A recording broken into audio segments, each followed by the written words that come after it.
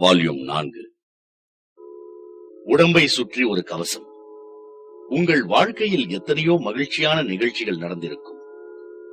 மனது கனமாகிவிடும் நிமிடங்களில் எல்லாம் இந்த சந்தோஷ நிமிடங்களை திரும்ப திரும்ப நினைத்து பாருங்கள். காயங்களை மறந்து மகிழ்ச்சியான நினைவுகளில் நீந்த ஆரம்பிப்பீர்கள். இந்த யுக்திக்கு சூப்பர் இம்போசிஸ் டெக்னிக் என்று பெயர். இது எப்படி சாத்தியம் என்று சிலர் கேள்வி எழுப்பக்கூடும். எனக்கு தெரிந்த செல்வச் செழிப்பு மிக்க குடும்பத்தைச் சேர்ந்த இளம்பெண் சொன்ன உண்மை நிகழ்ச்சி இது. அன்று அந்த பெண்ணுக்கு பிறந்த நாள். காலையில் கண் விழித்த அவளுக்கு தன் கண்களையே நம்ப முடியவில்லை. அவளது அறை கலர் கலர் பலூன்களாலும் வண்ண வண்ண ஜிகினா காகிதங்களாலும் அலங்கரிக்கப்பட்டிருந்தது. இரவோடு இரவாக அந்த பெண்ணின் கணவன்தான் தன் மனைவியின் பிறந்த நாளை கொண்டாடுவதற்காக இத்தனை விஷயங்களையும் சந்தடியே இல்லாமல் சிரத்தை எடுத்து செய்திருக்கிறான். இதை அறிந்தபோது அவளுக்கு சந்தோஷம் தாங்க முடியவில்லை. கணவனை ஆறத் தழுவி தன் அன்பை காட்டுகிறாள். பிறகு தன் அறையை விட்டு வெளியே வருகிறாள். பல 100 கிலோமீட்டர் தள்ளி இருக்கும் இவளது பெற்றோர் தங்கள் மகளின் பிறந்த நாளன்று ஓர் இன்ப அதிர்ச்சி கொடுப்பதற்காக திடுதிப்பென்று வந்திறங்கி இவளை சந்தோஷத்தில் திக்குமுக்காட வைக்கிறார்கள். இவளுடைய 7 வயது குழந்தை கூட தன்னுடைய தந்தையின் உதவியோடு வாங்கிய ஒரு சின்ன பரிசை கொடுத்து இந்த பெண்ணை மகிழ்ச்சி கடலில் திக்குமுக்காட வைத்து விடுகிறது. குளித்து முடித்து தன் கணவன் எடுத்து தந்த பட்டுப்புடவையை கட்டிக்கொண்டு அவள் தன் குடும்பத்தோடு கோவிலுக்கு போகிறாள். அங்கே விளக்கில் இருந்த எண்ணெய் கொஞ்சம் இவளுடைய பட்டுப்புடவையில் பட்டு கரை உண்டாக்கி விடுகிறது. அவ்வளவுதான். விடிந்ததிலிருந்து தனக்கு நேர்ந்த சந்தோஷமான நிகழ்ச்சிகளின் நினைவுகள் மொத்தமும் இந்த பெண்ணின் சிந்தனையிலிருந்து விலகி போய் புடவையில் எண்ணெய் கரை படிந்ததால் உண்டான துக்கம் மட்டுமே பூதாகாரமாக இவளின் சிந்தனையை சிறைப்பிடித்துக் கொள்கிறது.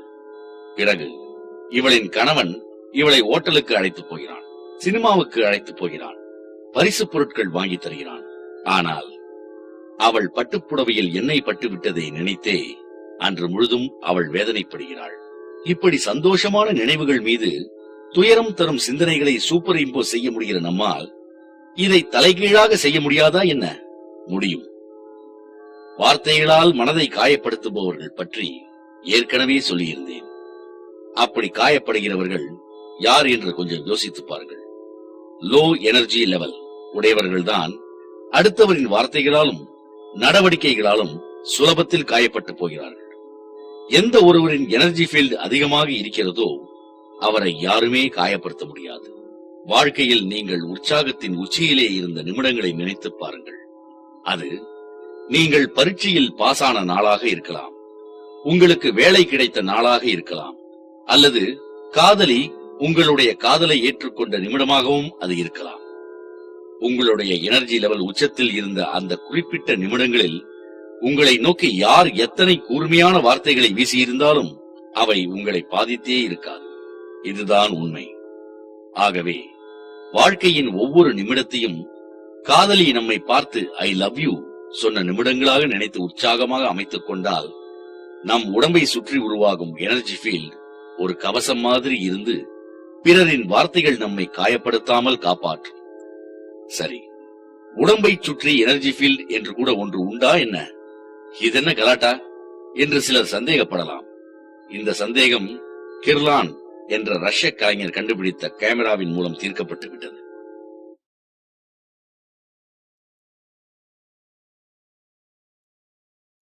ஒரே சொடக்கில் உற்சாக ஊற்று. எனர்ஜி ஃபீல்டை பலப்படுத்தி எப்போதும் உற்சாகத்தின் உச்சகட்டத்தில் வைத்திருப்பது எப்படி? திருஷ்டி சிருஷ்டி வாதா என்று நமது வேதங்களில் சொல்லப்படுகிறது. திருஷ்டி என்றால் பார்வை, சிருஷ்டி என்றால் உருவாகுதல் அல்லது உருவாக்குதல். நாம் எதை எப்படி பார்க்கிறோமோ அப்படியே நாம் உருவாகிறோம் என்பது இதற்கு அர்த்தம். குறிப்பாக சொல்வதானால் நம்மை நாம் எப்படி இருப்பதாக பாவித்துக் கொள்கிறோமோ நாளடைவில் அப்படியே ஆகிவிடுகிறோம். நான் உற்சாகமாக இருக்கிறேன் என்று நினைத்து பாருங்கள். அந்த நினைப்பை நம்புங்கள், உற்சாகமாகவே இருப்பீர்கள். நடைமுறைக்கு சரிப்பட்டு வராத தத்துவம் போல தோன்றுகிறதா? சந்தேகம் இருந்தால் இந்த உதாரணத்தை கேளுங்கள். இரவு நன்கு தூங்கி விடியற் காலையில் எழுந்த இளைஞன் ஒருவன் உடற்பயிற்சி செய்துவிட்டு பிறகு குளித்து டிரெஸ் செய்து ஆபீஸ் கிளம்புகிறான். அப்போது பக்கத்து வீட்டுக்காரர் வந்து, என்ன தம்பி டல்லா இருக்கீங்க, உடம்பு சுகம் இல்லையா என்று கரிசனத்தோடு கேட்கிறார். தெருமுனையில் அவன் நண்பன் எதிர்படுகிறான். அவனும், என்னடாச்சு உனக்கு, முகம் இத்தனை சோர்வா இருக்க? உண்மையான அன்போடுதான் கேட்கிறான். ஆபீஸில் நுழைகிறான் இளைஞன். இவனை பார்த்த ரிசப்ஷனிஸ்ட், என்ன சார் ஜுரமா, கண்ணெல்லாம் உள்ள அடங்கி போய் கிடக்குது, ஆபீஸ்க்கு லீவுன்னா போன் பண்ணியே சொல்லிருக்கலாமே என்கிறாள் அக்கறையோடு. வீட்டை விட்டு கிளம்பும் போது இளைஞன் உடம்பில் இருந்த சக்தியெல்லாம் கொஞ்சம் கொஞ்சமாக வற்றி உண்மையிலேயே தனக்கு உடம்பு சரியில்லை என்று நம்பி ஆபீஸுக்கு லீவு போட்டுவிட்டு வீட்டிலே போய் படுத்துக் கொள்கிறான். இது கற்பனை கதை அல்ல, ஒரு ஆராய்ச்சிக்காக அந்த இளைஞனிடம் சொல்லாமல் நடத்தி பார்க்கப்பட்ட உண்மை சம்பவம். நமது எண்ணம் நமது உடம்பை எப்படி பாதிக்கிறது என்பதற்கான உதாரணம் இது. சில சமயம் நமது உடம்பே கூட எண்ணங்களை பாதிப்பது உண்டு. டென்ஷனாக இருக்கும்போது நகம் கடிக்கும் பழக்கத்தை நீங்கள் ஏற்படுத்திக் கொள்கிறீர்கள் என்று வைத்துக் கொள்ளுங்கள். அதன் பிறகு சாதாரணமான மனநிலையில் இருக்கும் போது நகம் கடித்தால் கூட மனதில் டென்ஷன் வந்து புகுந்துவிடும். சோர்வாக இருக்கும் போதெல்லாம் கன்னத்திலோ நெற்றியிலோ கை வைத்து உட்காரும் மேனரிசம் உடையவர்களுக்கு எதேச்சையாக கன்னத்தில் கை வைத்து உட்கார்ந்தால் கூட சோர்வு தானாக வந்து ஆட்கொண்டு விடும். அவ்வளவு ஏன், சலவை செய்த சட்டை பேண்ட் மாட்டிக்கொண்டாலே வெளியில் கிளம்புகிற உற்சாகம் மனதுக்குள் வந்து விடுகிறது இல்லையா? சொடக்கு போடும் நேரத்தில் உற்சாகத்தை நம் மனதுக்குள் ஊற்றெடுக்க வைக்க முடியும். தீமிதி திருவிழாவை நீங்கள் அனைவரும் பார்த்திருக்கக்கூடும். தீமிதிக்கும் பக்தர்கள் யாரும் அதில் முறையாக பயிற்சி பெற்ற விளையாட்டு வீரர்கள் இல்லை என்றாலும் தீ மிதிக்க வேண்டும் என்ற வைராகியம் மனதில் வந்தவுடன் அவர்களுக்கு தேர்ந்த ஒரு வீரனின் உற்சாகமும் வேகமும் எப்படி வருகிறது? மனதிலிருந்துதான். நாம் இங்கே விவாதித்த கருத்துக்கள் யாவும் நம் ஒவ்வொருவருக்கும் ஏற்கனவே தெரிந்ததுதான். இருந்தாலும் நம்மை நாமே தேற்றிக்கொள்ள முடியாமல் பல சமயங்களில் சோர்ந்து விடுகிறோம், கவலையில் மூழ்கி விடுகிறோம். இது ஏன்? மகிழ்ச்சியாக இருக்க வேண்டும் என்ற எண்ணத்தை விட நம்முடைய கருத்து ஜெயிக்க வேண்டும் என்பதில்தான் நம்மில் பலர் குறியாக இருக்கிறோம். பெங்களூரில் பெரிய பணக்காரர் ஒருவரை எனக்கு தெரியும். அவருக்கு நகரின் மையப்பகுதியில் மாளிகை போல ஒரு பங்களா. அது அவரது பரம்பரை சொத்து. பங்களாவை ஒட்டியிருக்கும் ஒரு சின்ன அவுட் ஹவுஸை விற்றால் கூட 1 கோடி ரூபாய் கிடைக்கும். அதில் அவர் நிறைய வசதிகள் செய்து கொள்ள முடியும். ஆனால் அவருடைய பாயிண்ட் ஆஃப் வியூ என்னவென்றால், பரம்பரை சொத்து எதையும் விற்கக்கூடாது. சரி, அதனால் இப்போது என்ன? கோடிக்கணக்கான ரூபாய் மதிப்புள்ள பங்களாவில் இருந்து வேறு வருமானம் இல்லாததால் சொத்து வரி கட்டவும், டெலிபோன் பில் கட்டவும், எலக்ட்ரிக் பில் கட்டவுமே அவர் இன்று திண்டாடி கொண்டிருக்கிறார். பாவம். தனது பாயிண்ட் ஆஃப் வியூ ஜெயிக்க வேண்டும் என்பதற்காக தற்கொலை வரை போகிறவர்கள் கூட இருக்கிறார்கள். நமது கருத்துக்களை விட நமது சந்தோஷம்தான் முக்கியம் என்ற நினைப்பு நமக்கு வர வேண்டும். நியாயமான வழிமுறைகளில் சந்தோஷமும் நிம்மதியும் நம்மை எப்படி தேடி வந்தால் என்ன என்று பழக்கிக் கொள்ள வேண்டும். இந்த மனநிலை கைவந்து விட்டால் அப்புறம் பாருங்கள், பஞ்சம் இல்லாமல் உற்சாகம் பீரிடும்.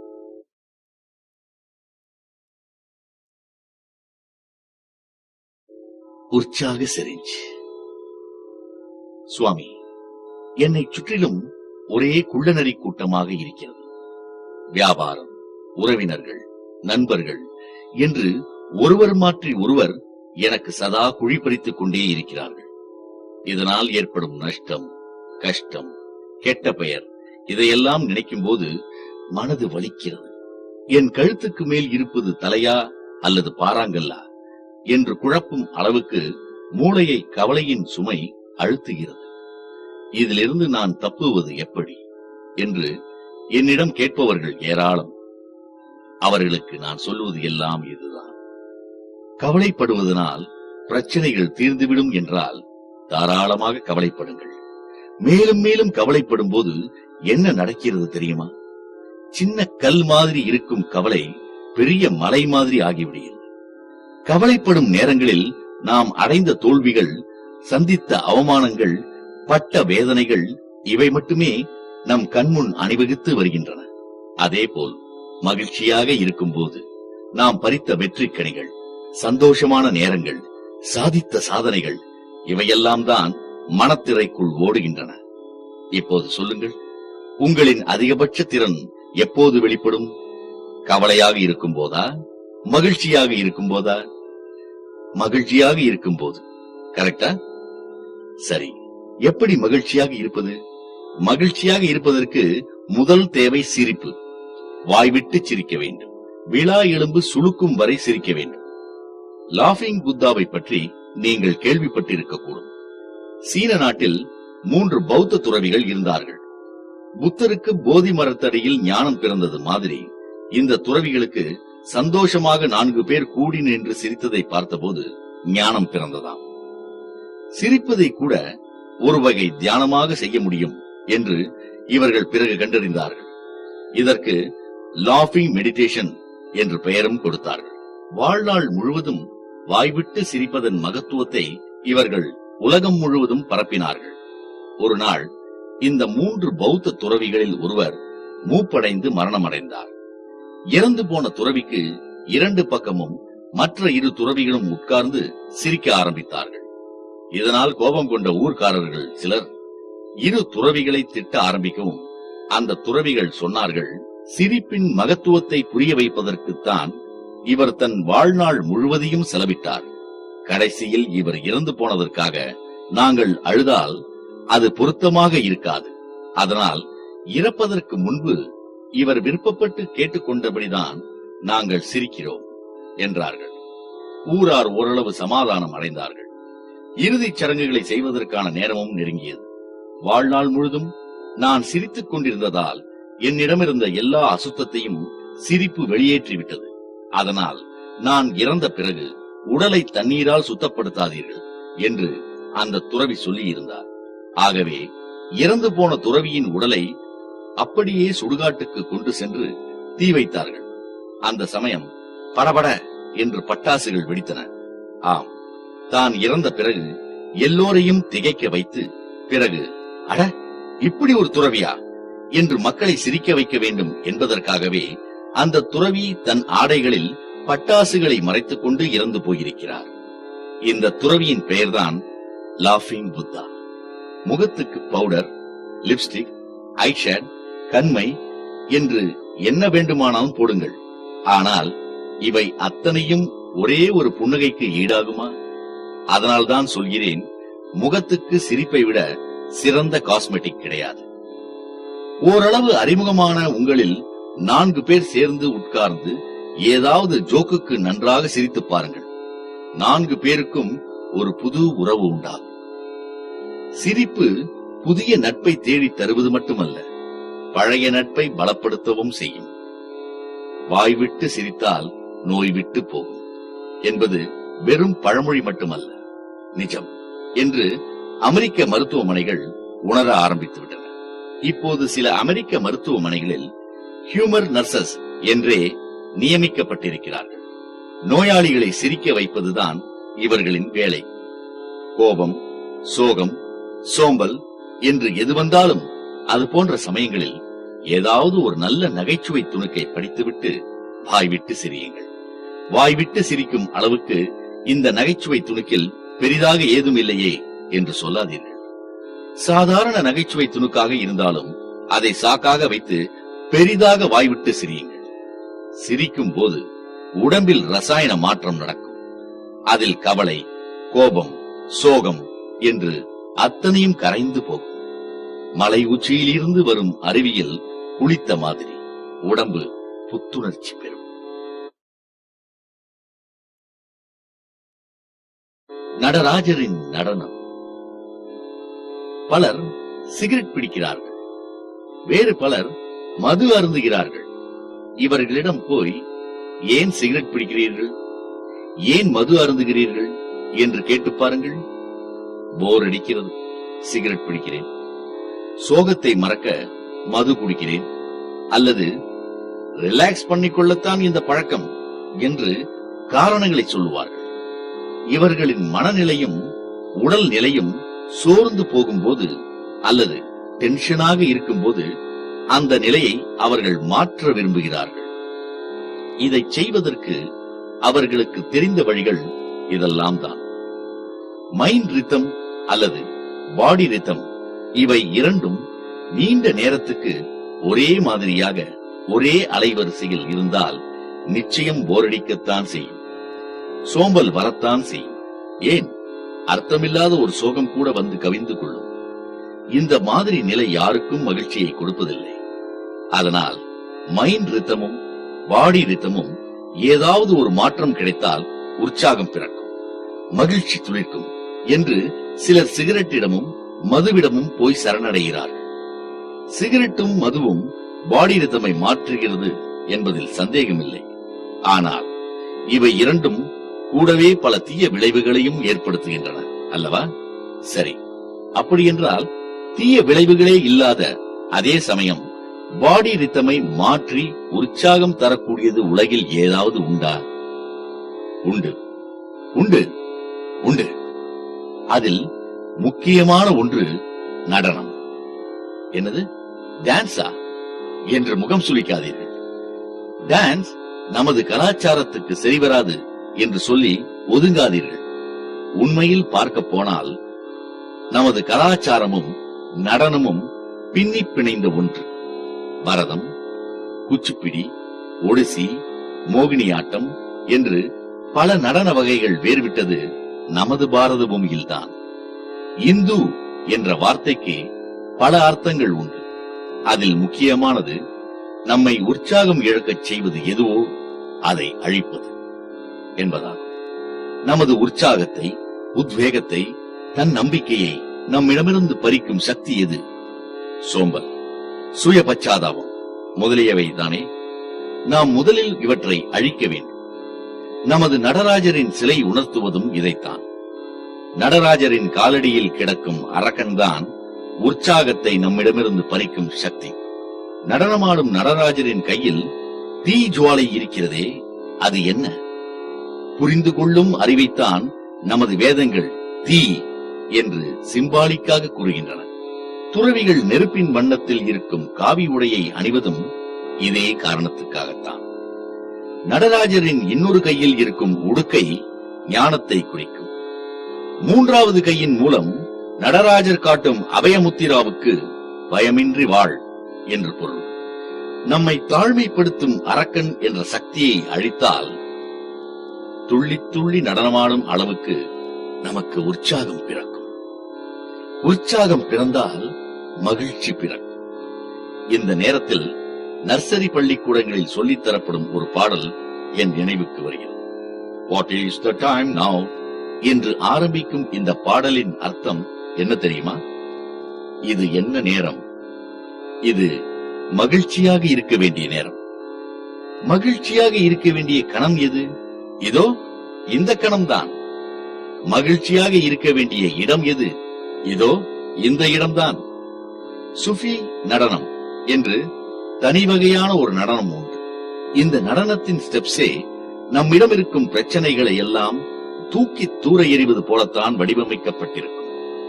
இந்த நடனத்தின் இறுதி கட்டத்தில் நம் உள்ளத்தில் பொங்கும் மகிழ்ச்சியை அட்சய பாத்திரம் ஏந்திய மணிமேகலை மாதிரி, மகிழ்ச்சியே உருவான சாண்டா கிளாஸ் மாதிரி எல்லோருக்கும் கொடுப்பது போல் ஸ்டெப்ஸ் இருக்கும். சுவாமிஜி, டான்ஸ் ஆடினால் பாடி ரிதம் மாறும், உற்சாகம் பீரிடும் என்று சொல்கிறீர்களே, அப்படி என்றால் டிஸ்கோதேக்கில் ஆடும் நடனத்துக்கும் நடராஜரின் நடனத்துக்கும் என்னதான் வித்தியாசம் என்று நீங்கள் கேட்கலாம். டிஸ்கோ கிளப்புகளில் ஆடும் நடனத்தில் ஞானம், தன்னைத்தானே புரிந்து கொள்ளுதல் இதெல்லாம் இல்லை. அங்கே இருப்பது வெறும் கொண்டாட்டம் மட்டுமே. நடராஜர் மாதிரி தன்னைத்தானே புரிந்து கொண்டு முழு ஞானத்தோடு நம்மை தாழ்மைப்படுத்தும் சக்திகளை வீழ்த்தி அதன் மேலே ஏறி நின்று நாம் நடனம் ஆடினால் நடனம் ஆடுபவர் கண்ணுக்கு தெரிய மாட்டார். நடனம் மட்டுமே கண்ணுக்கு தெரியும். சரி, அப்படியெனில் எப்படி நடனம் ஆட வேண்டும்? சந்தோஷத்துக்காக நடனம் ஆடினால் உங்களுக்கு மகிழ்ச்சி கிடைக்காது. ஆகவே நீங்கள் ஆட ஆரம்பிக்கும் போதே சந்தோஷத்தோடு நடனம் ஆடுங்கள். ஆங்கிலத்தில் சொல்வதென்றால், don't dance for happiness, dance out of happiness.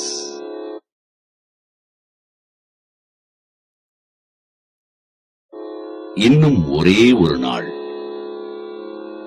ஆசைகளை பற்றி நமது வேதங்கள் விரிவாக விவாதித்திருக்கிறது. ஆசைகளில் 2 வகை உண்டு. ஒன்று அடிப்படையான ஆசைகள், அதாவது ஃபண்டமெண்டல் டிசையர்ஸ். இரண்டாவது, அவ்வப்போது வரும் ஆசைகள், அதாவது டாபிக்கல் டிசையர்ஸ். அவ்வப்போது எழும் ஆசைகள் என்பது என்ன?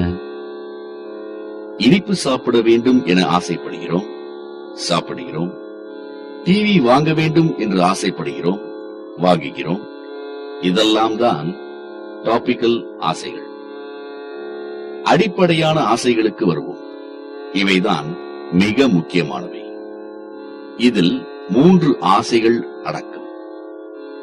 இன்றுதான் நம் வாழ்க்கையின் கடைசி நாள் என்று தெரிந்தால் இன்னும் ஒரே ஒரு நாளாவது கூடுதலாக நாம் உயிர் வாழ மாட்டோமா என்று ஒரு ஆசை எல்லோருக்குமே பிறக்கும். இதுதான் முதல் ஆசை. இந்த இடத்தில் ஒரு சின்ன பிரேக். நான் முதலாக கீதையை பற்றி சொற்பொழிவாற்ற போனபோது அந்த கூட்டத்தில் முதல் நாள் பேச்சை முடித்துவிட்டு ஓய்வெடுக்க சென்று விட்டேன். அன்றிரவு நான் தங்கியிருந்த ஓட்டல் அறையின் கதவு தட்டப்பட்டது. கதவை திறந்தபோது ஒரு இளம் பெண் எதிரில் நின்றிருந்தாள். நான் என்ன என்று கேட்பதற்கு முன்பே அந்த பெண் படபடவென்று பேச ஆரம்பித்தாள். நான் தற்கொலை செய்து கொள்ள வேண்டும் என்ற எண்ணத்தில்தான் இன்று என் கொடுமைக்கார மாமியாரின் வீட்டை விட்டு கிளம்பினேன். கடற்கரையில் ஜனசந்தரியாக இருந்தது.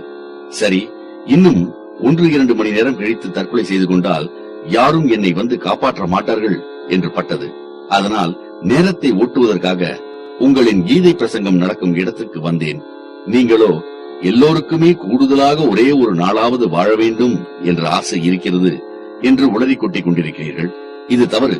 இதோ என்னையே எடுத்துக் கொள்ளுங்கள். இனி ஒரே ஒரு நாள் கூட வாழ வேண்டும் என்ற ஆசை எனக்கில்லை. என் உயிரை மாய்த்துக் கொள்ள இப்போது நேராக கடற்கரைக்குத்தான் சென்று கொண்டிருக்கிறேன் என்று சொல்லிவிட்டு அறைக்கு வெளியே நடக்க ஆரம்பித்தாள்.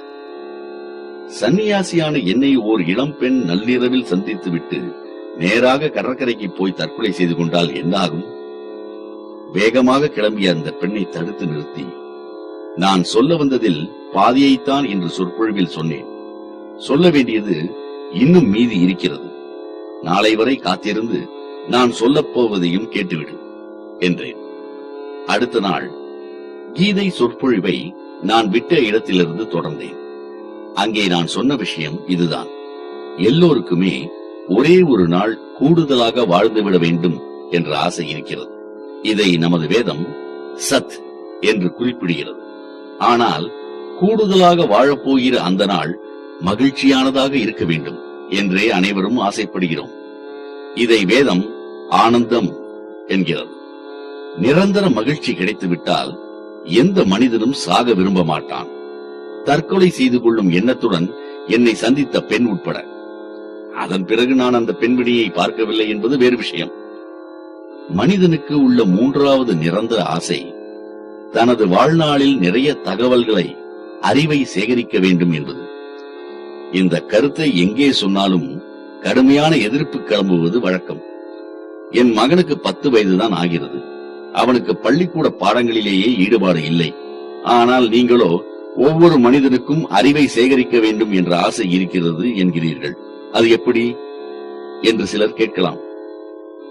ஒருவனுக்கு பள்ளிக்கூடத்தில் கற்றுத்தரப்படும் பாடத்தின் மீது ஈர்ப்பு இல்லாமல் இருக்கலாம். ஆனால் அதற்கு அர்த்தம் எந்த வகையான அறிவை சேகரிப்பதிலுமே அவனுக்கு ஆசை இல்லை என்பது கிடையாது. ஒரு முக்கியமான ரகசியம், இது உனக்கு தெரியக்கூடாது என்று யாரிடம் வேண்டுமானாலும் சொல்லி பாருங்கள். அது என்ன ரகசியம் என்று அறிய அடுத்த நாள் வரை அவரால் காத்திருக்க முடியாது. அதனால்தான் சொல்கிறேன், தகவல்களை சேகரிக்க வேண்டும், புதிதாக தெரிந்து கொள்ள வேண்டும் என்ற ஆசைதான் 3வது நிரந்தரமான ஆசை. இந்த ஆசையைத்தான் நமது வேதங்கள் சித் என்று குறிப்பிடுகின்றன.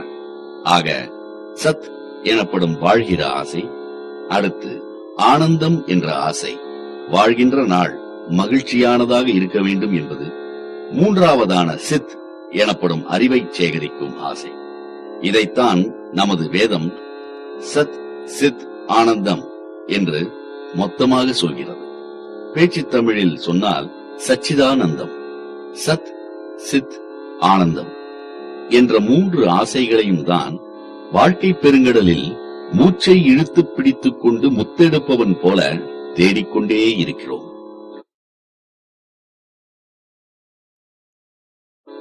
காணாமல் போன அந்த 10வது நபர். பரமார்த்த குரு மற்றும் அவரது சீடர்களின் கதை உங்களில் பலருக்கு தெரிந்திருக்கும். அதே கதை வேதங்களிலும் கொஞ்சம் வேறு வடிவத்தில் இருக்கிறது. தங்களில் ஒருவன் ஆற்றில் மூழ்கி இறந்து விட்டதாக எண்ணி கரையில் நின்று அழுது கொண்டிருந்த சீடர்களை துறவி ஒருவர் பார்க்கிறார். விஷயம் என்ன என்பதையும் அவர்களிடமே விசாரித்து அறிந்து கொள்கிறார். அழுது கொண்டிருந்த சீடர்களில் ஒருவனை அவர் அழைத்து, நீங்கள் 10 பேரும் உயிருடன் தான் இருக்கிறீர்கள், பிறகு ஏன் அழுகிறீர்கள் என்று கேட்க, இல்லை சுவாமி, 9 பேர் தான் இருக்கிறோம், 10வது ஆளை காணோம், இதோ உங்களின் கண் முன்பே எண்ணி காட்டுகிறேன், பாருங்கள் என்று அவன் சீடர்களை மீண்டும் வரிசையாக நிற்க வைத்து எண்ண ஆரம்பிக்கிறான். அப்போது 9 பேர் தான் இருந்தார்கள். சுவாமி, நாங்கள் 9 பேர் தான் இருக்கிறோம், ஆனால் நீங்களோ 10 பேர் இருப்பதாக கூறினீர்கள். நீங்கள் சொல்வது நிஜம் என்றால் அந்த 10வது ஆள் எங்கே? எண்ணி முடித்த அந்த சீடன் கேட்க, துறவி அவனையே சுட்டிக்காட்டி சொன்னார், தத்துவமசி, அப்படி என்றால் நீதான் அந்த 10வது ஆள் என்று துறவி சீடனை நோக்கி சொன்னார். இந்த கதை எல்லோருக்கும் தெரிந்திருக்கும் அளவுக்கு இந்த கதை சொல்லும் தத்துவம் அனைவருக்கும் தெரிவதில்லை. ஒவ்வொரு மனிதனுக்கும் உள்ள ஆசைகளை பற்றி பேசினோம். சத், சித், ஆனந்தம் என்று ஆசைகளை, இன்பத்தை அடையத்தான் வாழ்நாள் முழுவதையும் நாம் செலவிடுகிறோம். இந்த இன்பங்களை தேடித்தான் காலையிலிருந்து இரவு வரை ஓடுகிறோம். சிகரெட், மது, பெண்கள் என்று இவற்றின் பின்னால் ஓடுகிறோம். இன்பம் எங்கே எங்கே என்று மூச்சிறைக்க தேடுகிறோம். அவர் ஒரு கம்பெனிக்கு மேனேஜர். அவருக்கு அழகான ஒரு பெண் காரியதரிசியாக வேலைக்கு சேருகிறாள். அந்த பெண்ணுக்கு தன்னிடம் ஒரு மயக்கம் இருப்பதாக மேனேஜர் நினைக்கிறார். அது உண்மையாக இருக்கக்கூடாதா என்று அவர் உளமாற விரும்புகிறார். தன் வீட்டுக்கு விருந்துக்கு வரும்படி ஒரு நாள் மேனேஜருக்கு அந்த பெண் அழைப்பு விடுக்க, இப்போது மேனேஜருக்கு சந்தேகமே இல்லை, இந்த பெண் என்னை பார்த்து மயங்கிவிட்டாள் என்று இவர் உறுதியான நம்பிக்கையோடு அந்த பெண்ணின் வீட்டுக்கு அன்று இரவே விருந்து சாப்பிடப் போகிறார். அந்த பெண்ணின் வீட்டில் யாருமே இல்லை. டைனிங் டேபிளில் மெழுகுவர்த்தி மட்டும் எரிந்து கொண்டிருக்கிறது. அந்த பெண் தன் மீது மோகம் கொண்டிருக்கிறாள் என்பது 100% உறுதி என்று தனக்குத்தானே மீண்டும் ஊர்ஜிதம் செய்து கொள்கிறார். இருவரும் விருந்து சாப்பிட உட்கார்கிறார்கள். இரவு 11:30 மணி ஆகிறது. மேனேஜரின் சந்தேகத்துக்கு துளியும் இடமில்லை. இவள் இன்று எனக்கு தன்னையே கொடுக்கப் போகிறாள் என்று மனதுக்குள் சொல்லிக் கொள்கிறார். நள்ளிரவு 12 மணி நெருங்கிக் கொண்டிருக்கிறது. அடுத்த அறைக்கு போகலாம் என்று அந்த பெண் மேனேஜரை அழைக்க, தான் அணிந்திருந்த கோட்டையும் சட்டையும் கழற்றிவிட்டு மேனேஜர் அந்த பெண்ணின் பின்னே போகிறார். அந்த அறை இருட்டாக இருக்கிறது. சரி, அவள் விளக்கை போடுவதற்கு முன்பே தயாராக இருக்கலாமே என்று மிச்சமிருந்த அனைத்து உடைகளையும் மேனேஜர் கழற்றி விடுகிறார். அப்போது சுவர் கடிகாரம் 12 அடிக்க, இருட்டை கிழித்துக் கொண்டு அந்த அறையில் விளக்குகள் பளிச்சென்று வீழ்பெறுகின்றன. அந்த அறை முழுவதும் இவரின் ஆபீஸில் பணிபுரியும் எல்லா ஊழியர்களும் ஹாப்பி பர்த்டே என்று கைதட்டி பாட்டு பாட ஆரம்பிக்கிறார்கள். மேனேஜரோ பர்த்டே அன்று நிஜமாகவே பிறந்த மேனியுடன் அசடு வழியே நின்றிருக்கிறார். தனது பிறந்த நாளையே மறந்து அந்த பெண்ணின் பின்னால் சென்ற அந்த மேனேஜரை போலத்தான் நாமும் பல சமயம் இன்பத்தை நமக்கு வெளியிலேயே தேடிக்கொண்டிருக்கிறோம். தானேதான் அந்த 10வது நபர் என்று தெரியாமல் அறியாமையோடு தேடி அந்த சீடனைப் போலத்தான் நாமும் நடந்து கொள்கிறோம். இன்பத்தை தேடுபவனும் நீதான், இன்பமும் நீயேதான் என்பதுதானே பகவத்கீதையின் பிரபலமான ஒரு அறிவுரை. அது நிபந்தனை காதல். ஹைதராபாத்தில் பன்னாட்டு வங்கி ஒன்றில் பெரிய பதவியில் இருக்கும் இளைஞர் ஒருவர் என்னை சந்தித்தார். சுவாமி, நான் ஒரு இந்து. வேறு மதத்தைச் சேர்ந்த பெண்ணை கல்யாணம் செய்து கொண்டேன். இப்போது எங்களுக்கு ஓர் அழகிய பெண் குழந்தை இருக்கிறது. காதலிலும் சரி, கல்யாண வாழ்க்கையிலும் சரி, மதம் எங்களுக்கு முட்டுக்கட்டையாக குறுக்கே வந்தது இல்லை. ஆனால் என் மனைவி நெற்றியில் சிவப்பு பொட்டு வைத்துக் கொண்டால் பார்ப்பதற்கு லட்சணமாக இருப்பாள் என்று சமீப காலமாக எனக்கு படுகிறது. என் மனைவியிடம் இந்த ஆசையை சொன்னேன். அவளோ, உங்களின் மத வழக்கத்தை என் மேல் திணிக்காதீர்கள் என்கிறாள். சுவாமி, சத்தியமாக சொல்கிறேன், பொட்டு என்பதை நான் மதம் சார்ந்த விஷயமாகவே பார்க்கவில்லை. இந்த பொட்டு பற்றி எங்களுக்குள் தினம் தினம் நடக்கிற விவாதங்கள் நாளுக்கு நாள் முற்றிக்கொண்டே வருகிறது. கோபத்தில் நிலையிழந்து நேற்று நான் அவளை பார்த்து, உன் குடும்பத்தை பற்றி தெரியாதா என்று வாய் தவறி சொல்லிவிட்டேன். உடனே அவள் ஒரு கத்தியால் விரலை கீறி வழிந்த ரத்தத்தால் நெற்றியில் பொட்டு வைத்துக் கொண்டு, இப்போது உங்களுக்கு திருப்திதானே என்று ஆங்காரமாக கேட்டாள். நான் என் மனைவியை இங்கே அழைத்து வந்திருக்கிறேன். நீங்கள்தான் அவளுக்கு நல்ல புத்தி சொல்ல வேண்டும். நான் அவர்கள் இருவரிடமும் சொன்னேன், நீங்கள் சொல்வதிலிருந்து ஒரு விஷயம் தெளிவாக புரிகிறது. நீங்கள் இருவருமே ஆரம்பத்திலிருந்தே ஒருவரை ஒருவர் காதலித்ததாக சொல்வது பொய். இருவருமே நான் சொன்னதை கடுமையாக மறுத்தார்கள். கணவனை பார்த்து நான் சொன்னேன், இந்த பெண்ணை காதலித்த நாளிலிருந்து நீங்கள் சொன்ன எல்லா விஷயங்களையும் இந்த பெண் ஒப்புக்கொண்டாள். அதனால்தான் இவளை நீங்கள் காதலித்தீர்கள். சொன்னதை ஒப்புக்கொண்டதால் வருகிற பிணைப்புக்கு பெயர் காதல் இல்லை, அது நிபந்தனை காதல். இப்போது பொட்டு விஷயத்தில் நீங்கள் சொல்லும் நிபந்தனையை உங்கள் மனைவி கேட்கவில்லை. அதனால் உங்களுக்கு காதல் போய்விட்டது. உங்கள் காதலை வேறு கோணத்தில் இருந்தும் பார்க்கலாம். நீங்கள் சொல்லும் விஷயங்களை கேள்வியே கேட்காமல் உங்கள் மனைவி ஏற்றுக்கொள்வாள் என்று அவர் மீது இத்தனை நாளும் நீங்கள் அபிப்பிராயம் வைத்திருந்தீர்கள். உங்கள் மனைவியும் உங்கள் அபிப்பிராயத்திலிருந்து கொஞ்சமும் விலகாமல் இருந்தாள். ஆக நீங்கள் உங்கள் மனைவியை காதலித்தீர்கள் என்பதை விட உங்கள் மனைவி மீது நீங்கள் வைத்திருந்த அபிப்பிராயத்தை காதலித்தீர்கள் என்றுதான் சொல்ல வேண்டும். வாழ்க்கை என்பது ஓர் இசைக்கருவி மாதிரி. சம்பிரதாயம், உறவு, இந்த இரண்டும் இதிலே இருக்கும் இரண்டு அம்சங்கள். சம்பிரதாயத்தை அடக்கியும் உறவை தூக்கலாகவும் வாசித்து பாருங்கள். இசை அற்புதமானதாக இருக்கும். தம்பதி அதன் பின் பொட்டு விஷயத்தில் மோதியிருக்க மாட்டார்கள் என நம்புகிறேன். சுவாமி, என் காதலி என்னை ஏமாற்றிவிட்டாள் என்று சமீபத்தில் இன்னொரு இளைஞர் வந்தார். அவரிடமும் இதே கருத்தைத்தான் சொன்னேன். காதலி உன்னை ஏமாற்றவில்லை. ஓட்டாண்டி ஆனாலும் ஒடிந்து போனாலும் அவள் உன்னை தொடர்ந்து காதலிப்பாள் என்று நீ நம்பினாய். நீ வியாபாரத்தில் நொடித்து போனதும் அவள் உன்னை விட்டு விலகி போய்விட்டாள். நன்றாக சிந்தனை செய்து பார். உன்னை ஏமாற்றியது உன் காதலி அல்ல, அவள் மீது நீயாக உருவாக்கிக் கொண்ட நம்பிக்கை. சரி, கணவன் மனைவி இருவரும் சண்டை சச்சரவு இல்லாமல் ஒருவரை ஒருவர் புரிந்து கொண்டு வாழ என்னதான் வழி? இதற்கு முதல் தேவை அன்கண்டிஷனல் லவ். பொட்டு வைத்தாலும் சரி, வைக்காவிட்டாலும் சரி, வேலைக்கு போனாலும் சரி, போகாவிட்டாலும் சரி, சுவையாக சமைத்தாலும் சரி, சமைக்கவே இல்லை என்றாலும் சரி, கணவன் தன் மனைவியை காதலிக்க வேண்டும். இதே நிபந்தனையற்ற காதலை மனைவியும் தன் கணவனிடம் செலுத்த வேண்டும். இரண்டாவது, உங்கள் கணவனிடம் என்ன இல்லை என்று பார்க்காதீர்கள். பணம் இல்லாமல் இருக்கலாம். பரிவு இருக்கிறதா? ஓகே, அதை பார்த்து சந்தோஷப்படுங்கள். குடும்பம் என்னும் மலரிலிருந்து தேன் என்னும் இனிமையை அப்போதுதான் பெற முடியும். மிக முக்கியமான இன்னொரு விஷயத்தை சொல்கிறேன். கோபம், கழிவிரக்கம், குற்ற உணர்வு போன்ற பல உணர்ச்சிகள் நமது நரம்புகளில் ஆங்காங்கே அடைபட்டு சந்தர்ப்பம் கிடைக்கும் போது வெளியே வர திணறிக் கொண்டிருக்கின்றன. இதற்கு எனர்ஜி கிளாட்ஸ் என்று பெயர்.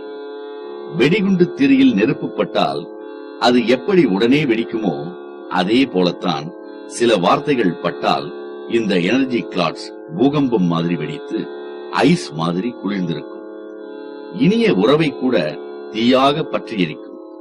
உங்களின் கணவனை எந்த வார்த்தை வெடிக்கச் செய்யுமோ அதை தயவு செய்து பயன்படுத்தாதீர்கள். தத்தகா பித்தகா என்று நடக்கும் சின்ன குழந்தை தடுக்கி விழுந்தால், அப்பா அம்மா யாருமே அருகில் இல்லை என்றால் தன் பாட்டுக்கு எழுந்து போய்விடும். அதுவே அப்பா அம்மா எதிரில் தடுக்கி விழுந்து விட்டால் ஓவென்று அழுது குழந்தை ஊரையே கூட்டிவிடும். வளர்ந்து பெரியவர்கள் ஆகிவிட்டவர்களுக்கும் குழந்தையின் இந்த குணநலன் உண்டு. என்னை கவனி, என்னை கவனி என்றுதான் ஒவ்வொரு மனைவியும் தன் கணவனை பார்த்து மௌனமாக கத்திக் கொண்டிருக்கிறார்கள். அவர்களுக்கு தேவை கவனிப்பு, அட்டென்ஷன். கணவன்மார்களே, இதை புரிந்து கொண்டு கவனிப்பு என்னும் ஜன்னலை தாராளமாக உங்கள் மனைவிக்காக திறந்து வைத்திருங்கள்.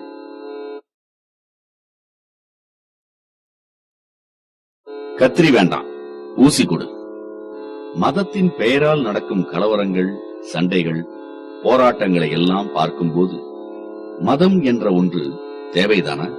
இப்படி பல பேர் என்னிடம் கவலையோடு சந்தேகம் எழுப்புவது உண்டு. விஞ்ஞானம் வளர்வதால் தான் nuclear bomb, halogen bomb, biological bomb என்று நாசகார ஆயுதங்கள் வருகின்றன. டாக்டர்கள் பெருத்து போனதால் தான் நோய்களும் அதிகமாகிவிட்டன. இந்த வாதங்களில் எல்லாம் எந்த அளவுக்கு உண்மை இருக்கிறதோ அந்த அளவுக்கு தான் மதம் பற்றி எழுப்பப்படும் வாதமும் உண்மை. வீடு இருட்டாக இருக்கிறது. எரிச்சலுடன் கதவை திறந்து கொண்டு வேகமாக உள்ளே போனால் நாற்காலியும் மேஜையும் காலை இடறி விடுகின்றன. உடனே நிதானம் இழந்து கோபப்பட்டு மேஜை நாற்காலிகளை எல்லாம் எடுத்து வெளியே எறிவதால் பிரயோஜனம் இல்லை. நாம் இடறி விழுந்ததற்கு காரணம் வெளிச்சமின்மை. ஆகையால் வெளியே போக வேண்டியது மேஜையோ நாற்காலியோ இல்லை. விளக்கை ஏற்றினால் இருட்டு போய் பிரச்சனைகளும் தன்னால் காணாமல் போய்விடும். கலவரத்தையும் குழப்பத்தையும் உண்டு பண்ண பிறந்தது அல்ல மதம். அமைதியை கொடுப்பதற்காக உருவாக்கப்பட்டது அது. மதம் மனிதர்களை பிரிப்பதற்காக உண்டாக்கப்படவில்லை, மனிதர்களை ஒன்றுபடுத்துவதற்காக ஏற்படுத்தப்பட்டதுதான் அது. இஸ்லாமிய மதத்தின் ஒரு பிரிவான சுஃபி மதத்தின் இலக்கியத்தில் இந்த கதை இருக்கிறது. அவர் ஒரு பெரிய துறவி. அவரை அரசர் சந்தித்தார். அந்த துறவி அடிப்படையில் துணிகள் தைத்துக் கொடுக்கும் தொழில் செய்பவர். அதனால் வைரங்கள் பதித்து அழகுபடுத்தப்பட்ட தங்க கத்தரிக்கோல் ஒன்றை துறவிக்கு அரசர் பரிசாக கொடுக்க, துறவி அதை வாங்கிக் கொள்ள மறுத்துவிட்டார். துறவிக்கு எந்த உதவியும் செய்ய முடியவில்லையே என்ற கவலையில் அரசர் அவரிடம் கேட்டார், உங்களுக்கு நான் என்ன கொடுத்தால் அது தங்களுக்கு பயனுள்ளதாக இருக்கும்? துறவி சொன்னார், ஒரே ஒரு ஊசி இருந்தால் கொடுத்து விட்டு போ. உடனடியாக ஒரு ஊசியை வரவழைத்து கொடுத்துவிட்டு அரசர் பணிவாக நிற்க துறவியை விளக்கம் கொடுத்தார். நான் கத்தரிக்கோல் வேண்டாம் என்று சொன்னதற்கு காரணம், அது வெட்டும், பிரிக்கும்.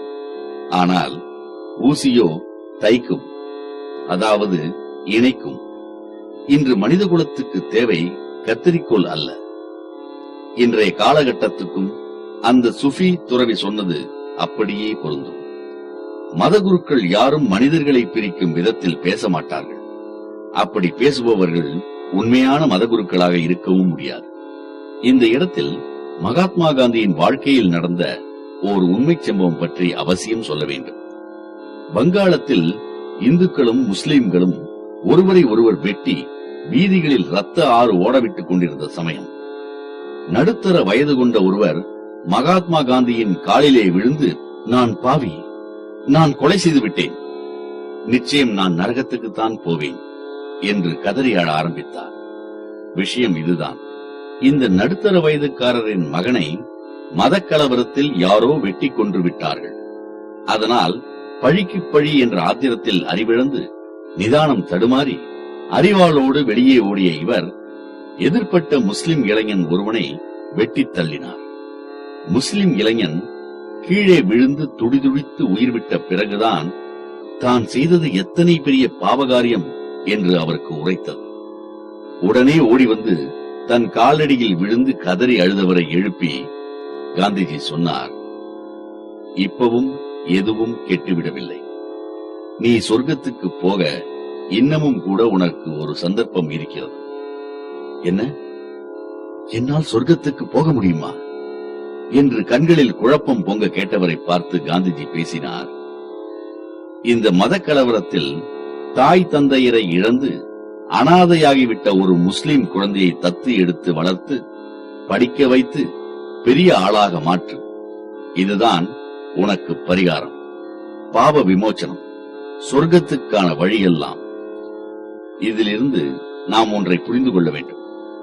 மாற்று மதத்தினரில் எத்தனை பேரை வெட்டி சாய்த்தாலும் அவர்களின் மதத்தை சேர்ந்த ஒரு குழந்தையை தத்தெடுத்து வளர்ப்பதால் நாம் செய்த வன்முறைகளுக்கு பரிகாரம் கண்டுவிடலாம், பாவ விமோச்சனம் பெற்றுவிடலாம் என்று காந்திஜி குறிப்பிட்டதாக நாம் அர்த்தம் எடுத்துக் கொள்ளக்கூடாது. வன்முறைக்கு என்றுமே பரிகாரமே இல்லை. ஆனால் தான் செய்த தவறுக்கு உண்மையாக வருந்தி ஒருவன் மனம் திருந்துவானே, ஆனால் அவன் எல்லா மதத்தினரையும் உள்ளன்போடு நேசிப்பான், நேசிக்க வேண்டும். எந்த மதமாக இருந்தாலும் அவை அயலானுக்கும் அன்பு காட்டு என்றுதான் போதிக்கிறது. இந்த ஒற்றை வாக்கியம்தான் கீதை, குரான், பைபிள் என்று எல்லா மதங்களின் வேதத்திலும் வெவ்வேறு வார்த்தைகளில் இருக்கிறது. எந்த மதத்தை சேர்ந்தவர்களாக இருந்தாலும் சரி, சக மனிதர்களை நான் நேசிப்பேன், அவர்களிடத்தில் அன்பு காட்டுவேன். இப்படி ஒரு சபதத்தை நாம் ஒவ்வொருவரும் ஏற்றுக்கொண்டால் போதும். மதத்தின் பெயரால் மட்டும் இல்லை, ஜாதி, இனம் என்று எந்த காரணம் கொண்டும் பிரச்சனைகள் தலை தூக்காது.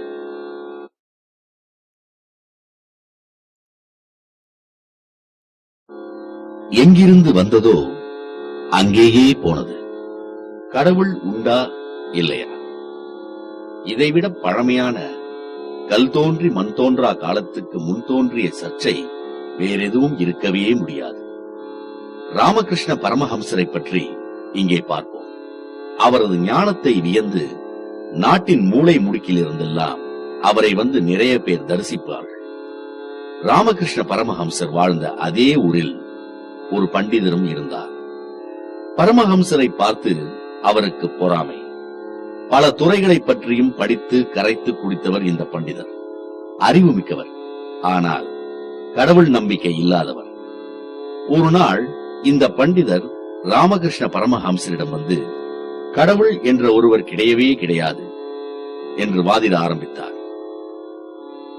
தர்க்கவியலில் அந்த பண்டிதர் நிபுணர் என்பதால் அவர் எடுத்து வைத்த வாதங்கள், தனது வாதத்தை நியாயப்படுத்த அவர் சொன்ன கதைகள், சம்பவங்கள், மேற்கோள்கள் என்று அத்தனையும் பார்த்து ராமகிருஷ்ண பரமஹம்சரின் சீடர்களுக்கு கடவுள் இல்லை என்ற கட்சி ஜெயித்து விடுமோ என்று லேசான பயமே வந்துவிட்டது. பண்டிதர் தனது வாதத்தை முழுமையாக எடுத்து வைக்கும் வரை புன்சிரிப்புடன் பொறுத்திருந்து விட்டு கடைசியில் பரமஹம்சர் சொன்னார், பலே, உங்கள் வாதம் அற்புதம், அபாரம், அழகாக திறம்பட பேசினீர்கள். உங்கள் பேச்சிலும் ஒவ்வொரு வார்த்தையிலும் இருந்த அழகில் நான் இறைவனை தரிசித்துக் கொண்டிருந்தேன். இறைவனை காட்டிய உங்களுக்கு எனது நெஞ்சார்ந்த நன்றி. பண்டிதர் வாயரைத்து போனார்.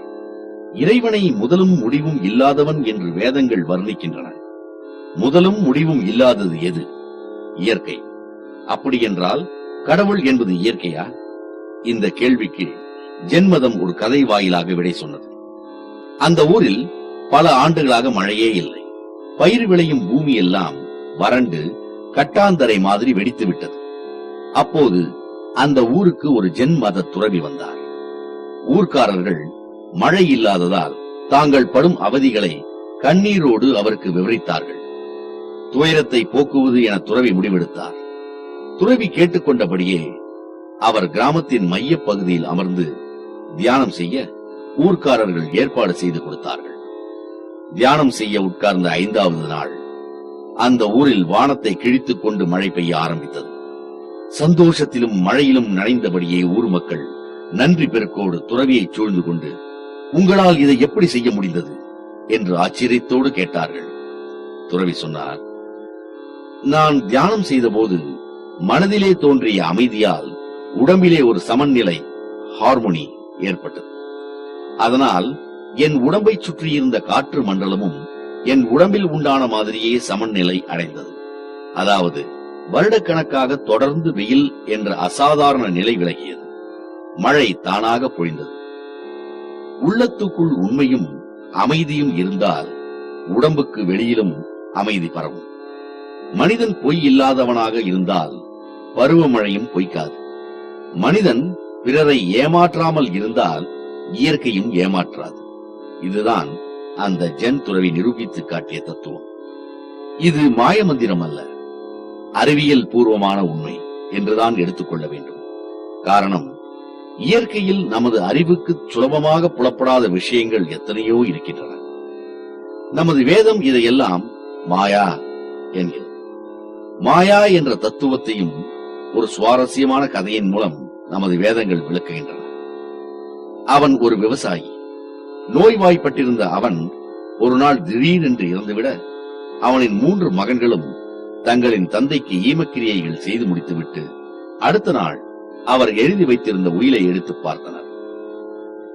உயிலில் என்னுடைய சொத்தில் 2இல் 1 பங்கு என் முதல் மகனுக்கும், 3இல் 1 பங்கு 2வது மகனுக்கும், 9இல் 1 பங்கு கடைசி மகனுக்கும் சேர வேண்டியது என்று எழுதியிருந்தது.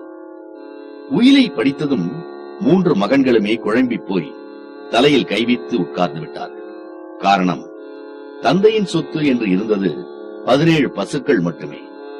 தந்தையின் உயில் கணக்குப்படி 17 பசுக்களை பாதியாகவோ, 3இல் 1 பங்காகவோ, 9இல் 1 பகுதியாகவோ முழு பசுக்களாக பிரிக்க முடியாதே.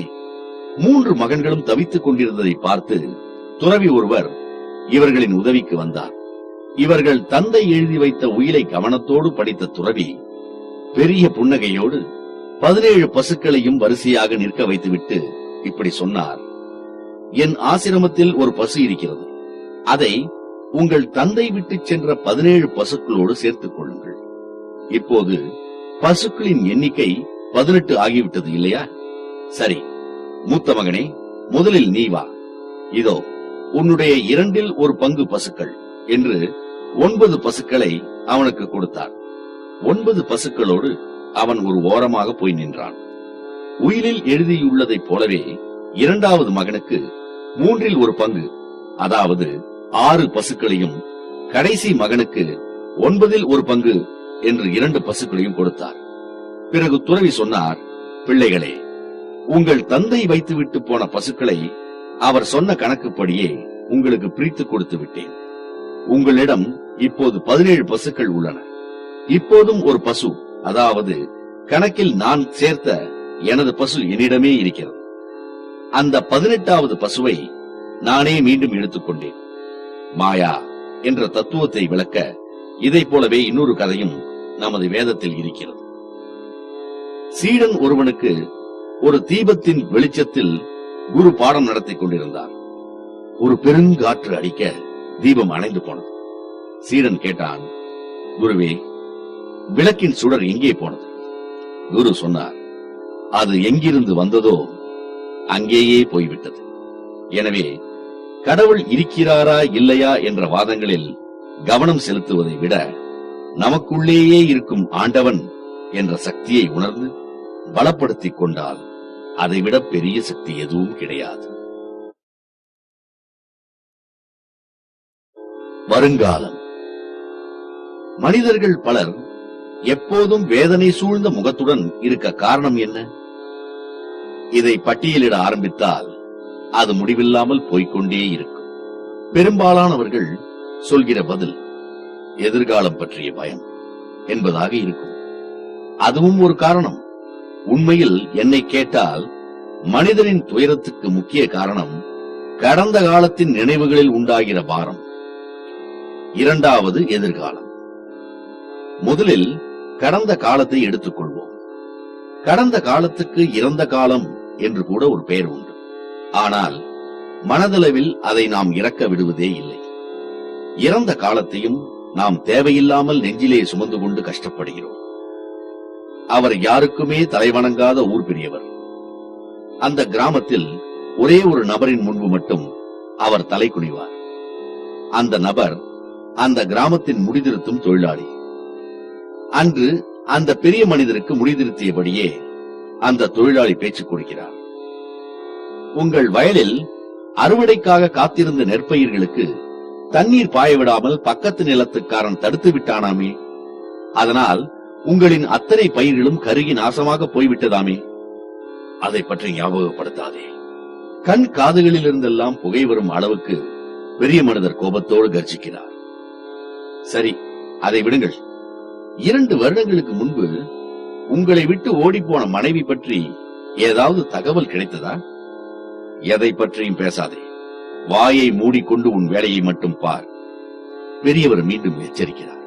கடைசியில் சுத்தமாக முடிவெட்டிக் கொண்டு ஊர் பெரியவர் எழுந்தபோது அந்த முடிதிருத்தும் தொழிலாளி சொன்னார், ஐயா, நான் அதிக பிரசங்கித்தனமாக பேசியதற்கு நீங்கள் மன்னிக்க வேண்டும்.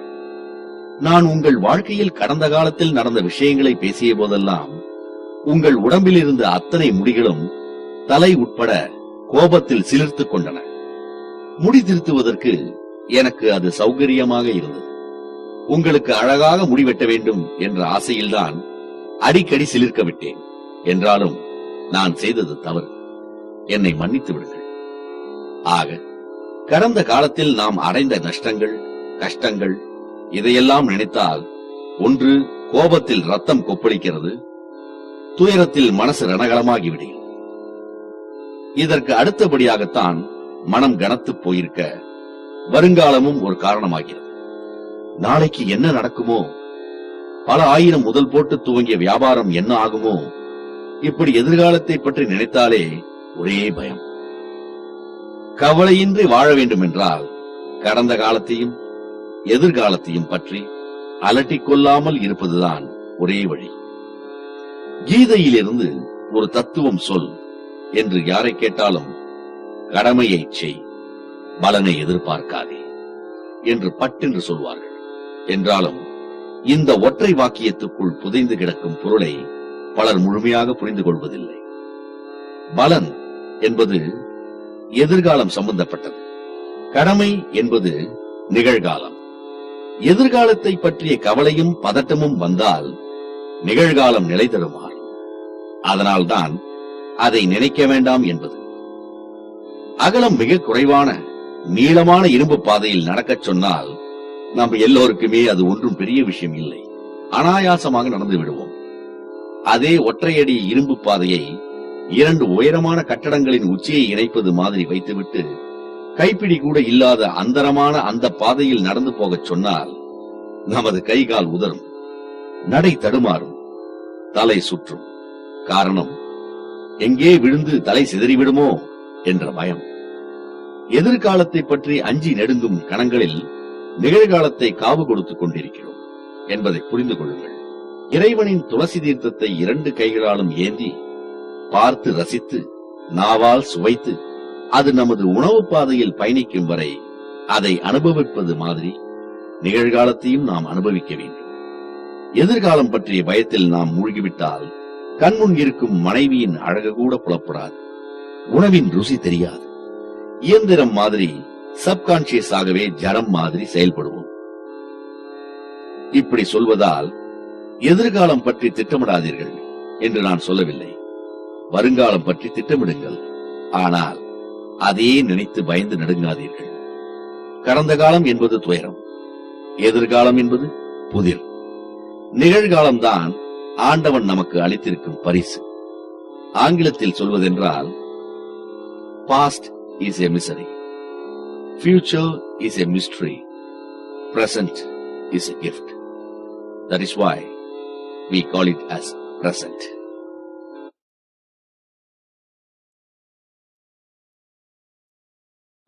நாம் தான் ஜெயிக்கப் போகிறோம். விகடனின் சென்னை வாசகர்களை நேரில் பார்த்து அவர்களிடையே உரையாற்றுகிற வாய்ப்பு எனக்கு கிடைத்தது. 2 நாள் புரோகிராம். 2வது நாள் நிகழ்ச்சி முடிந்து நான் கிளம்பும் போதே என்னை ஒரு இளைஞன் வழிமறித்தான். ஷேவ் செய்யப்படாத முகமும் கண்களில் இருட்டும், முகத்தில் விரக்தியும். சுவாமி, நான் ஒரு MA பட்டதாரி. படிப்பை முடித்து 10 வருடம் ஆகிவிட்டது. இதுவரை எம்ப்ளாய்மெண்ட் எக்ஸ்சேஞ்சில் இருந்து ஒரே ஒரு இன்டர்வியூ கூட வரவில்லை. அதனால் என் கல்விக்கும் தகுதிக்கும் சம்பந்தமே இல்லாமல் ஓட்டல் ஒன்றில் சொற்பமான சம்பளத்துக்காக கேஷியர் வேலை பார்க்கிறேன். சென்ற மாத கணக்கிலே 500 ரூபாய் உதைத்தது. எப்போது விட்டேன், யாரிடம் விட்டேன் என்று தெரியவில்லை. ஓட்டலில் திருடன் என்ற பட்டம் வாங்காமல் இருக்க ஏதாவது நகையை அடமானம் வைத்து பணம் வாங்கலாம் என்று மனைவியிடம் கேட்டேன். அவள் தனது நகையை கொடுக்க மறுத்துவிட்டாள். தாயிடம் கேட்டேன். நகைக்கு பதிலாக அவள் வசை மொழிகளை தான் கொடுத்தாள். இந்த உலகில் பெற்ற தாயும் மனைவியும் கூட என் மானத்தை காப்பாற்ற முன்வரவில்லையே. நான் கேட்டேன், தாயும் மனைவியும் உன்னை நம்பாதது இருக்கட்டும், முதலில் நீ உன்னை நம்புகிறாயா? நன்றாக யோசித்துப்பார். தன்னம்பிக்கை இல்லாததால் தானே உன்னால் வாழ்க்கையில் ரிஸ்க் எடுக்க முடியவில்லை. ரிஸ்க் எடுக்க முடியாததால் தானே மனதுக்கு பிடிக்காத ஏதோ ஒரு வேலையை செய்து கொண்டிருக்கிறாய். மனதுக்கு பிடிக்காத வேலை என்பதால் தானே அதை ஈடுபாட்டோடு உன்னால் செய்ய முடியவில்லை. அதனால் தானே கணக்கில் பணம் எப்படி உதைக்கிறது என்று உன் நினைவுக்கு வரவில்லை. ஆக உன்னுடைய பிரச்சனை தாயோ மனைவியோ இல்லை, நீயேதான். உனக்கு தன்னம்பிக்கை இல்லாததுதான் உன்னுடைய பிரச்சனை. முதலில் அதை வளர்த்துக்கொள். நமக்கு தன்னம்பிக்கை வளர வேண்டும் என்றால் அதற்கு 3 விஷயங்கள் மிக மிக முக்கியம். கவலை, சோகம், சுய பச்சாதாபம் போன்றவற்றுக்கு நாம் இடம் தரவே கூடாது. இரண்டாவது, திறமைகளை வளர்த்துக் கொள்ள வேண்டும். திறமை இல்லாவிட்டால் நிச்சயமாக தன்னம்பிக்கை வராது. திறமை என்று நான் இங்கே குறிப்பிடுவது அக்கவுண்டிங், கம்ப்யூட்டர், மெக்கானிக் வேலை, தட்டச்சு, சுருக்கெழுத்து, ஓவியம் என்று நமக்கு ஈடுபாடு அதிகமுள்ள ஏதாவது ஒரு குறிப்பிட்ட துறையை தேர்ந்தெடுத்து அந்த துறையில் தனது திறமைகளை வளர்த்துக் கொள்வது. கடைசியாக எதிலும் பொறுப்பேற்றுக் கொள்ளக்கூடிய குணம். அரசு அலுவலகங்களில் சில ஊழியர்களை பார்த்திருப்பீர்கள். எந்த கேள்வி கேட்டாலும் உண்டு இல்லை என்பது மாதிரி நிச்சயமான பதிலை சொல்ல மாட்டார்கள். எல்லா பதிலும் வழவழா கொழகொழா என்று பட்டுக்கொள்ளாமல் இருக்கும். நாம் ஏதாவது புகார் சொன்னாலும் கூட தலையை ஆட்டி ஆட்டி கதை மாதிரி சுவாரஸ்யமாக கேட்டுவிட்டு கடைசியில் எதற்கும் இதையெல்லாம் மேலதிகாரியிடம் நீங்களே நேரில் போய் சொல்லிவிடுங்கள் சார் என்பார்கள். இதற்கு எச்சரிக்கை உணர்வு என்று ஒரு பெயரும் கொடுத்து அது தங்களுக்கு அதிகமாக இருப்பதாக இவர்களே தங்களின் முதுகை வேறு தட்டி கொடுத்துக் கொள்வார்கள். இதற்கு பெயர் எச்சரிக்கை உணர்வு அல்ல, பாசிங் த பக், பொறுப்பை தட்டி கழிக்கிற அருவருப்பான செயல். தன்னம்பிக்கை உள்ளவர்கள் பொறுப்பை தாங்கள் ஏற்றுக்கொள்வார்கள். வாழ்க்கையில் வெற்றி பெற்ற யாரின் சரித்திரத்தை வேண்டுமானாலும் எடுத்துப் பாருங்கள். படிப்பு இல்லாமல், பணம் இல்லாமல், ஏன் கைகால் இல்லாமல் கூட வாழ்க்கையில் வெற்றி பெற்றவர்கள் உண்டு, சாதித்தவர்களும் உண்டு. ஆனால் தன்னம்பிக்கை இல்லாமல் வெற்றி பெற்றவர்கள் என்று யாருமே இல்லை. ஒலிம்பிக், ஏசியாட் போன்ற சர்வதேச விளையாட்டுப் போட்டிகளில் சில நாடுகள் மட்டும் தங்க மெடல்களை வாரிச் செல்வதற்கு பயிற்சி, வசதி வாய்ப்புகள் என்று எத்தனையோ காரணங்கள் இருக்கின்றன. ஆனால் இவை எல்லாவற்றையும் விட முக்கியமான ஒரு காரணம் உண்டு. ஸ்போர்ட்ஸ் சைக்காலஜி என்று குறிப்பிடுகிறார்கள். இதை கண்டுபிடித்தது ரஷ்ய நாட்டினர் தான். ஆனால் இதை அமெரிக்கர்கள் இப்போது நன்கு புரிந்து கொண்டு பல மடங்கு மேம்படுத்தி விட்டார்கள். விளையாட்டு போட்டிகளில் வெற்றி பெற உடற்பயிற்சி மட்டும் போதாது, மனப்பயிற்சியும் வேண்டும் என ஸ்போர்ட்ஸ் சைக்காலஜி சொல்கிறது. அதாவது ஓட்டப்பந்தயத்திலே ஒரு வீரன் ஓடிக்கொண்டிருக்கும் போது நாம் தோற்றுவிடுவோம் போலிருக்கிறது என்று ஒரே ஒரு கணம் அவன் நினைத்தால் போதும். போட்டியில் அதன் பின் அவனால் முழு வேகத்தோடு பிரகாசிக்க முடியாது. அதனால் ஓட்டப்பந்தயத்தில் ஓடும்போது மட்டும் அல்லாமல் பயிற்சி எடுக்கும் காலத்திலிருந்து நாம் தான் ஜெயிக்கப் போகிறோம் என்று தனக்குத்தானே திரும்ப திரும்ப ஆழமான நம்பிக்கையோடு அவன் சொல்லிக் கொள்ள வேண்டும். இதை மென்டல் ரிஹர்சல் என்கிறார்கள். சமீபத்தில் பெங்களூரில் எனது இந்த கருத்துக்களை கேட்ட ஒரு இளைஞன் சொன்னான், சுவாமி, நான் மற்றவர்கள் மாதிரி கிடையாது. வேலைக்கு அரசாங்கத்தை நம்பாமல் கையில் இருக்கும் பணத்தை முதலீடு செய்து சுயமாக வியாபாரம் செய்ய ஆரம்பித்தேன். பெரும் நஷ்டம் வந்தது. இப்போது வேலையில்லாதது மட்டுமல்ல, கையில் இருந்த பணமும் போய்விட்டது. சொல்லுங்கள், நான் எப்படி நம்பிக்கையோடு இருப்பது? வாழ்க்கையில் அப்ரஹாம் லிங்கன் சந்திக்காத தோல்விகள் கிடையாது. 27வது வயதில் நரம்பு மண்டலமே பாதிப்புக்குள்ளானது. 46வது வயதில் செனட்டர் தேர்தலில் தோல்வி. 47வது வயதில் துணை ஜனாதிபதி தேர்தலில் தோல்வி. இத்தனை இழப்புகளாலும் தோல்விகளாலும் அவரின் தன்னம்பிக்கையை ஒன்றும் செய்ய முடியவில்லை. 52வது வயதில் அவர் அமெரிக்காவின் ஜனாதிபதியானார். ஆகவே உங்கள் தன்னம்பிக்கையை சிதைக்க கடந்த காலத்தை அனுமதிக்காதீர்கள். வால்யூம் 5 சந்திப்போம்.